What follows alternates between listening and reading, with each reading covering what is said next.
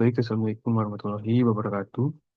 Perkenalkan, nama saya Akbar Rizko dari Prodi Teknologi Rekayasa Internet kelas 4B. Di sini saya akan mengerjakan tugas hands-on dari lab season 2, yaitu mengenai algoritma pencarian. Topiknya itu uniform and information source.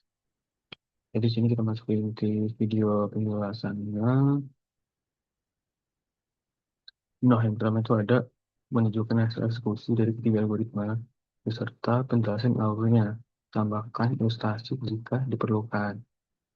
Lalu yang kedua itu ada menunjukkan perbandingan dari ketiga algoritma berdasarkan eksekusi program. Yang keempat itu kesimpulan apakah ketiga algoritma memberikan hasil yang optimal, mana hasil yang terbaik, lalu tunjukkan dan jelaskan. Yang terakhir itu pastikan gambar dan audio memiliki kualitas yang baik. Kode program dan hasil demonstrasi dapat terlihat dengan jelas, tidak blur, suara dalam volume yang wajar, dan terdengar dengan baik.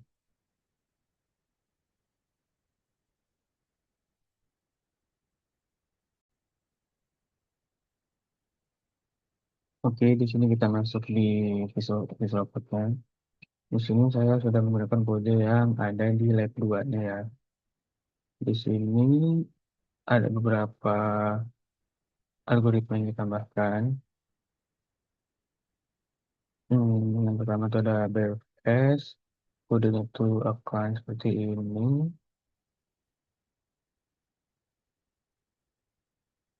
Lalu ada DFS juga,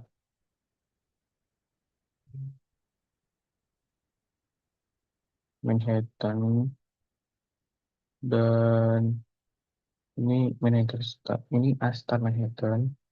Lalu keempat ada Astar Bed Heuristic. Sebentar. Nah, di sini kan kita disuruh yang pertama itu BFS. Di sini gunakan struktur data Q dalam implementasinya. Suaranya tuh harus ada jalur yang terpendek. Lalu bagian DFS itu gunakan struktur data stack dalam implementasinya. Suaranya yang harus ada itu jalur penemuan solusi jika ketemu solusi. Lalu yang ketiga itu ada star search, gunakan struktur data probability Q, implementasikan dua jenis heuristik, Manhattan, distansi, dan bit heuristik. Nah, di sini kita harus masuk di bagian terminal ya. Kelihatan gitu.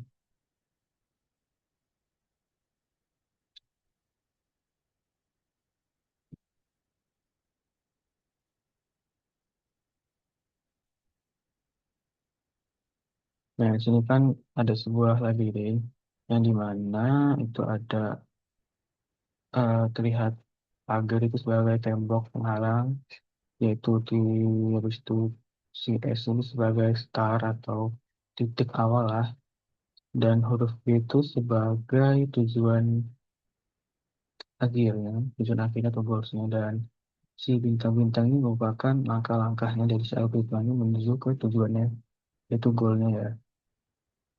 Masuk ke BFS-nya aja di sini terdapat 30 steps dan node itu sekitar 66 nodes ya. Di sini mengapa sih hasilnya 66? Karena BFS itu ngecek semua celah di antara pagar secara menyeluruh. Berarti itu berarti salah seluruhnya dia dicek semua ya. Dia tuh sebenarnya tidak tahu arah goalnya. Jadi dia itu akan memeriksa semua lorong kosong di sekitar selapis demi selapis. Dan itulah sebabnya dia itu butuh memeriksa sekitar 66 node untuk menemukan jalur sepanjang 30 step ya. Kalau menurut saya sih BFS itu akurat, tetapi dia itu akan boros di tenaganya sih karena kan dia kan di BFS ini dia sangat kerja keras ya, sangat kerja keras karena dia memeriksa semua ya, semua lorong kosong Misalnya dari lorong 1 sampai lorong 7 itu diperiksa sama dia semua. Dan itu kan menghasilkan 66, dan itu butuh pemeriksaan 66 not dari semua lorong ini.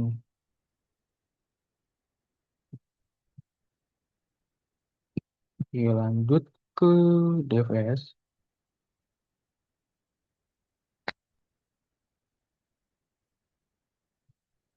Di sini terlihat sih perbedaan besarnya ya. Dan di sini ada jalur bintangnya itu terlihat sangat panjang ya. Lalu dia tuh agak berbelok-belok di sini. Dan stepnya itu sekitar 56 step atau 56 langkah. Padahal tuh kotak yang diperiksa itu kan sekitar 62 ya, 62 knot. Explorer itu sekitar 62 knot. Kalau di sini kan sebenarnya jalurnya itu tidak efisien ya. Karena kan si DFS ini masuk ke satu lorong. Tapi itu masuknya satu lorong sedalam mungkin. Jadi, jika dia melihat ada celah di antara pagar, kayak mana tadi ya? Ini kayak gini, celah di antara pagar gini.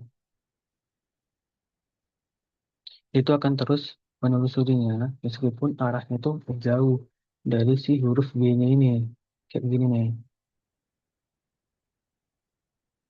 Nah, jadi dia tuh baru akan putar balik jika dia tuh menabrak tembok buntu ya. Seperti ini berarti dia tuh akan backtrack. Nah, itulah kenapa jejak bintangnya itu tidak beraturan. Ya.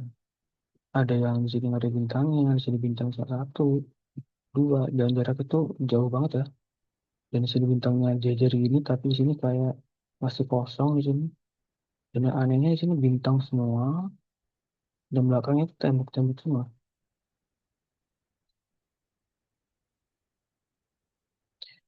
Jadi kalau di sini berarti DFS itu lebih eh, mementingkan kedalaman pencarian daripada efisiensi jarak.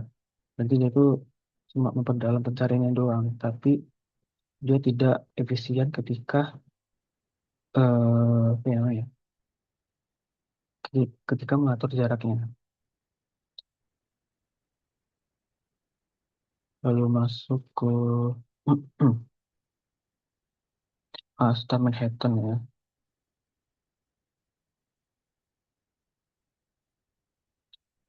Di sini terdapat 13 step dengan kotak yang sekitar ekspor itu sekitar 35 knot.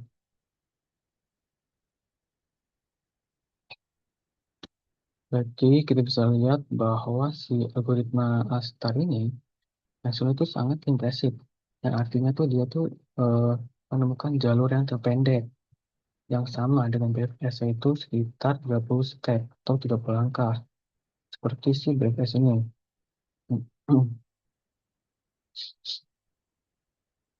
Tapi kita bisa lihat jumlah knotnya yang diperiksa tuh cuma sekitar 35. Nah, bagaimana sih Astar tuh bisa apa ya, menemukan jalur yang tercepat lah ya, terpendek. Intinya dia tuh pintar. Si Astar itu kenapa sih dia tuh pintar? Karena dia itu menggunakan fungsi heuristik. Nah, jadi dia itu kan sambil berjalan ya, menghindari pagar, kayak gimana kayak gini.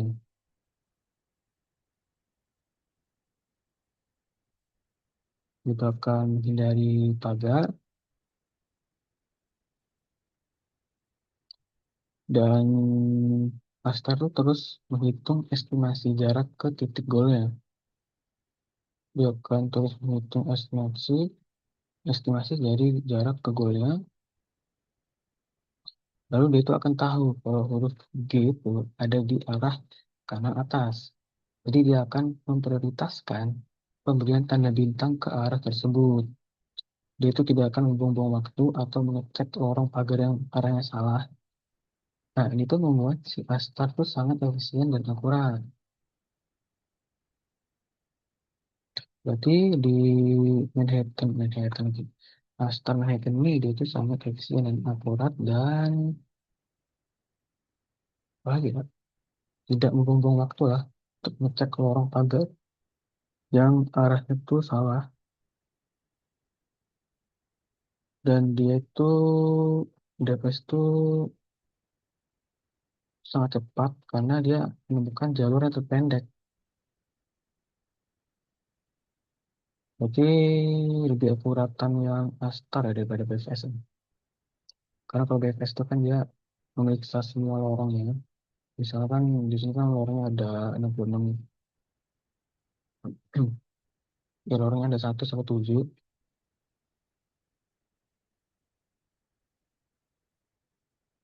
Di lorong 1 sampai 7 itu dia memeriksa semua tuh satu persatu lorongnya. Sementara di Astar Manhattan ini tidak.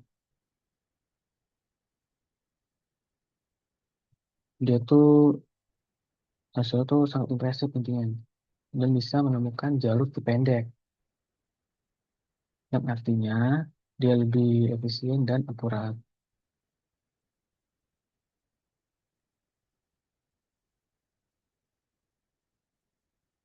Lalu Astar heuristik ini terakhir ya, berarti kita bisa lihat di sini explore ada 29 dan langkahnya itu ada 30 step. Kenapa dia tuh cuma 29 banget? Karena di sini saya itu sengaja ya membesarkan nilai si heuristiknya secara berlebihan. Karena kenapa? Nah, dia tuh mengakibatkan si algoritma Astar ini jadi bersifat greedy gitu. Dia tuh kayak greedy serakah itu. Dan dia tuh saking pengen cepatnya sampai ke huruf G, dia itu akan mengabaikan perhitungan jarak langkah yang sudah diambil. Jadi kayak kelingkah-lingkah itu nih, kayak begini. Jadi kayak kelingkah-lingkah gitu. Dan dia tuh akan mengabaikan perhitungan jarak langkah yang sudah diambil. Dia tuh akan mengabaikan dan dia itu akan cuma fokus lari lurus ke target doang.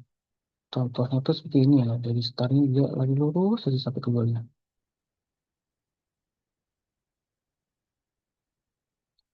Dan dia itu akan berisiko, tapi emang sih di sini kan eh, di labirin ini dia masih beruntung dapat 30 step ya 30 langkah. Tapi kalau saya baca eh, secara teori sih heuristik itu berbahaya. Kalau si labirinnya itu masih lebih kompleks atau ada jebakan lorongnya. Nah, jadi algoritma ini tuh bakal sering salah ambil atau tidak optimal karena dia itu terlalu buru-buru dan nggak teliti hitung jarak aslinya. Jadi efisiensi angka 29 ini sebenarnya tuh menipu karena dia itu mengorbankan ketelitian demi kecepatan. Jadi dia itu teliti tapi dia telitinya itu ada alasan tertentu. Dia telitinya tuh untuk kecepatan. Kayak apa ya, buru-buru lah untuk sampai ke tujuan goalnya ini. Jadi dia ya kurang apa ya, kurang efektif lah. Karena dia terburu-buru gitu. Jadi yang keempat itu masuk ke kesimpulannya, terakhir kesimpulan.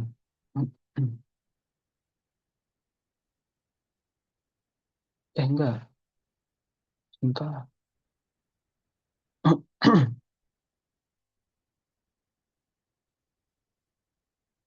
Masuk ke bagian ya perbandingan.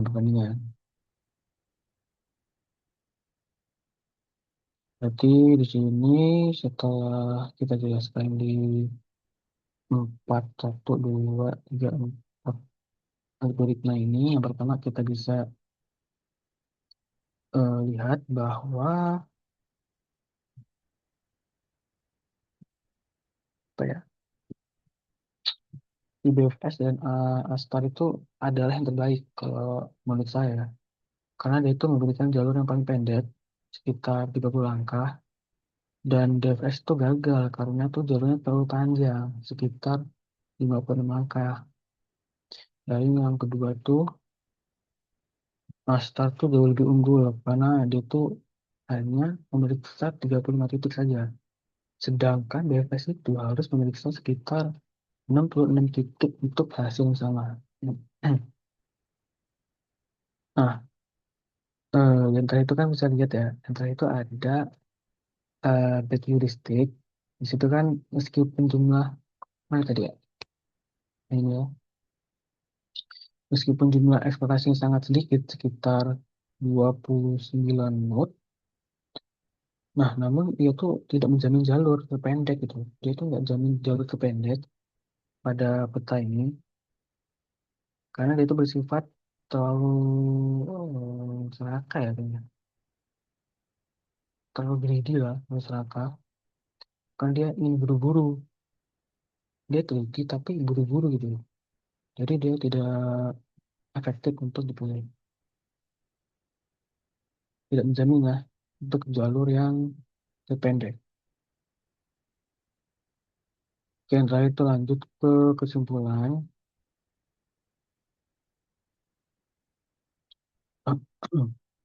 Kesimpulan dari ini tuh yang pertama tuh tidak semua algoritma pencarian itu memberikan hasil yang optimal. Jadi DFS tidak cocok untuk mencari rute terpendek karena sifatnya yang asal masuk lorong. Misalnya, lalu BFS sangat akurat namun kurang efisien karena memeriksa terlalu banyak yang tidak perlu. Lalu yang ketiga itu kalau menurut saya kesimpulannya, algoritma yang terbaik untuk labirin ini tuh adalah Astar.